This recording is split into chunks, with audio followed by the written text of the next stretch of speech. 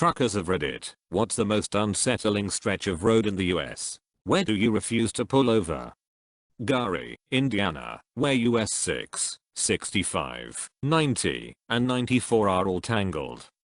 Live in Chicago, and am not a trucker. That area is not safe. Also, if you are at the northern part of I-65 and have vehicle troubles, please pull over as far as you can, even if it means you are in the grass. I've lost over 8+ people from getting hit on I-65 by sitting on the side of the ride. For those who haven't driven on I-65, the speed limit is 70 miles per hour, and for that road I call it suggestive. It's also the fastest route from northern Indiana to southern Indiana. Most transportation hubs in the Chicagoland area use this stretch get south or vice versa. As someone who takes this road during driving trips, never pull off of the interstate here. I was moving across the country and our U-Haul got a flat tire here at 10 at night. A very nice highway patrol officer sat with us for over 2 hours waiting for the guy to come out and fix it for us. Crawfordsville, Indiana off I-74. Was driving to a tournament with my team in college rugby, and a bunch of us were from inner city Chicago, so we had our heads about us. We needed dinner, so stopped there to grab food. I don't think there was one normal thing on the whole town.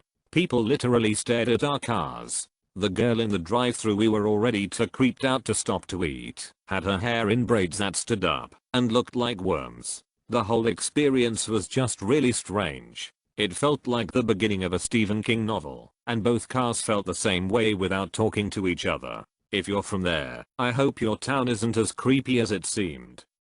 I live down 231 from Crawfordsville. I totally agree. Mind you, this was about 15 years ago and literally my only experience with that town, and it stuck with me enough to remember the name of the town. It's not really much better these days. Not a trucker, but I'm from New York and I've taken I-95 to Florida a couple times. Fayetteville, North Carolina, is a no-go. Fairly built up, but close to no cars on the road. Creepy ghost town feel. Apart from that and the GPS taking us onto dirt roads in the woods, ending up at loading docks with creepy guys who barely spoke comprehensively instead of stores. Fayetteville is loving referred to as Vietnam for a reason. Fayetteville is not a safe place. I live in NC, and can confirm that, if you want to be in a city here, stick to Raleigh, Winston-Salem, Charlotte or Wilmington. Add Lumberton to the list of no-go zones.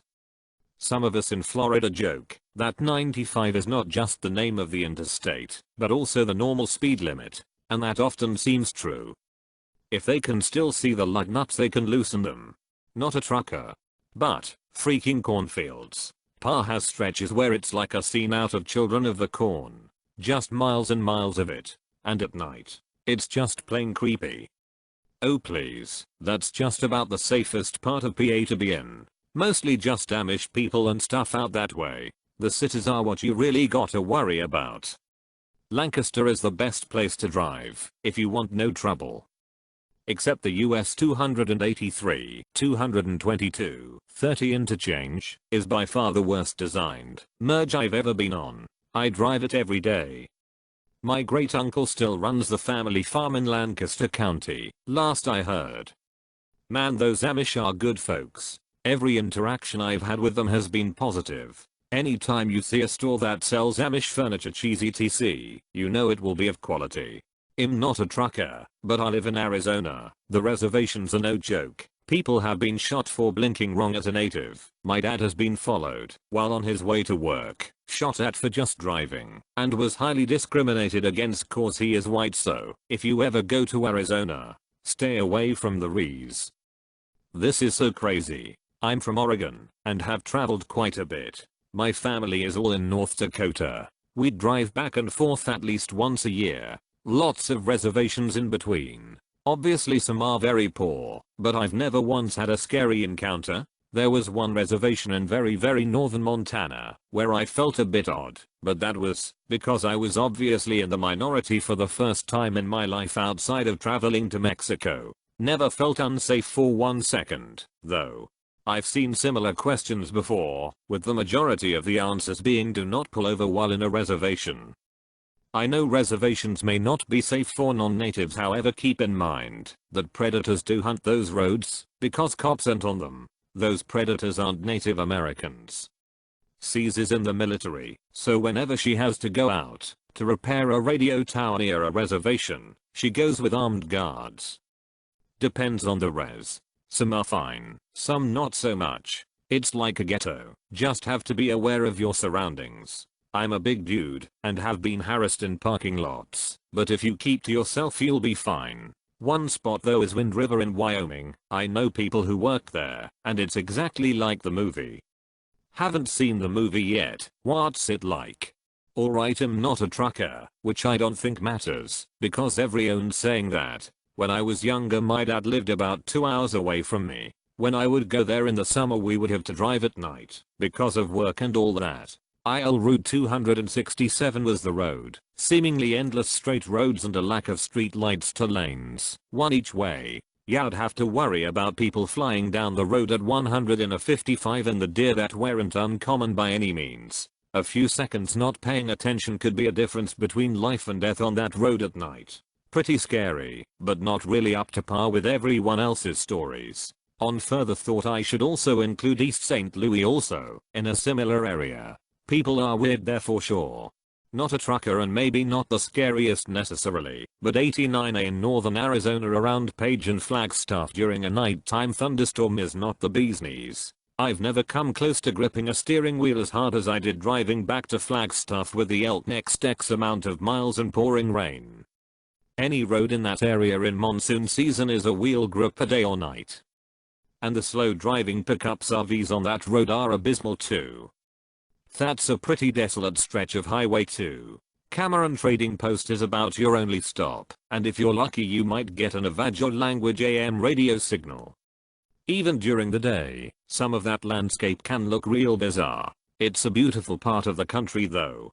Not a trucker, just some guy. As a kid driving back from New York we would drive on an overpass where you could see a town below. It was always empty. The street lights were in but there would be no one.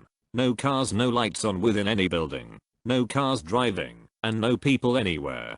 Just completely dead. Always scared me. Actually I think I might have passed this place. Think it was in Pennsylvania. The houses and land were probably bought out but never torn down. It was common for there to be people living closer to the old roadways that crossed water, especially rivers, before the big interstate projects were finished, but once there were a lot of those little communities got bought up and had the access roads blocked. Taking the shortcut to Lake Tahoe coming from Las Vegas and not going the Reno way, the 2-lane road becomes extremely narrow and steep plus winding. There is literally driveways to houses attached to the side of cliffs. The locals speed up and down it, and there are no guardrails, and no space to pull over. You cannot see oncoming traffic, because the cliff blocks your view and suddenly vroom someone on the inside lane speeds right past you, and you think they might crash into you, and push your vehicle off the edge. It literally feels close to extreme trucker show. When you finally reach the peak there are 2 birch trees, one on each side, and down you go, which is slightly less nerve-wracking, but not that much better. You are very well-meaning and all that. But if another American says I live in the best, richest, greatest country in the world, these threads give real perspective. It's true if you live in California, Washington, Oregon, New York and maybe Connecticut.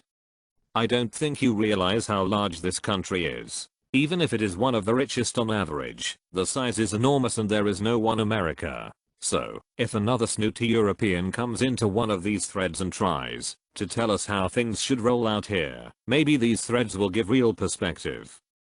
Telling America to be more like Europe is like telling Europe to be more like Singapore. Definitely not a trucker, but I'm curious about what y'all have to say about Memphis, Tennessee. It's supposed to be one of the top 5 cities in the country when it comes to crime rate. Having lived in Memphis I know what parts of the city to stay out of, so I don't view it as incredibly dangerous. What are y'all's thoughts? I've lived there all my life and I can say I've has no issues aside from being in places that are known to be dangerous. Raleigh, Fraser, the Mound are the worst, but I'll still drive through if I have to. All of Wyoming. When you see those billboard-sized signs telling you to gas up, do it. Our RV blew a tire once in the middle of Wyoming. No cell service, so couldn't call Good Sam the RV's AAA. We put the spare on and limped back to the last town we passed, about 30 miles back. It was the 5th of July. There was one gas station. They had the weird tire we needed, brand new, one only, back in the back under a stack of other tires. That's when you know you've been living right. I'm not a trucker as you would consider, but I have done a couple long hauls, and I would definitely say the bad side of Atlanta, Georgia. No one even cares about speed limit in Atlanta. I went there one time to meet a bead vendor, and her Chinese husband drove us through town airport to Norcross at about 70, barely stopping for any traffic lights. There is a line at the border of Emory that you do not cross. Not a trucker, but on the way back to Colorado from Wyoming once, we ended up taking the wrong route. It wasn't a big deal. We ended up in the right place after all, but the route it took us on was this sketchy, snowy, admittedly well-paved road through a very dense pine forest. I thought I was going to die. I don't know. Something about the dense woods that just wouldn't end just make me deeply uncomfortable. Not in the US, but the Pan-American Highway. Once you turn off anywhere in Honduras or around there, keep driving until you see tourists. Knower of things. Spent time in Honduras as an underwater camera operator. Saw lots of guns, kids with machetes, and cross-amputated expats, but for the most part everyone was very kind to me. Talking about Gary, Indiana. My grandfather was a foreman of the US steel plant there back in the 1960s, I believe. He begged to be moved to another plant because he would have so many workers in Gary doing heroin, speed, and whatever else while working inside the plant. Is Route 66 still not okay? Or Route something? Some route is haunted or something. Route 66 is fine. It's basically another highway. Route 666 has been renamed. Was reported to be haunted. This thread has taught me that I'm going to stick to flying. Wouldn't mind taking a lovely flight from 34th Street to 56th Street. Next, on askreddit, pilots, cabin stewards, and frequent flyers. I don't know where it is, but every time my brother-in-law trucks to this one company outside my town, he finds a deformed chicken and brings it home as a pet. We have 3 chickens from Mana. Please tell me you named at least one of them. Hey. Till never to go to Gary, Indiana. If you love the smell of burning plastic and getting murdered, it's great. Not a big fan of the smell of getting murdered.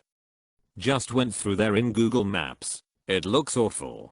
If you are in West Texas, avoid, if possible, 285. It's oil trucks and oil trucks only. Potholes a foot across, and 85 miles per hour speed limit. Drove it at night once. Not fun. A driver I used to work with refused to stop anywhere on I-5 between Red Bluff, California, and Medford, Oregon, because every time he did he got hassled by the local cops. West Memphis. Anytime you stop you are approached by hookers who are really just trying to steal from you. HWY 41 through the Everglades in southern Florida. Gators and panthers. Till I should never go to Gary, Indiana. Not a trucker. Just wanted to say that. Pretty much everywhere in Indiana,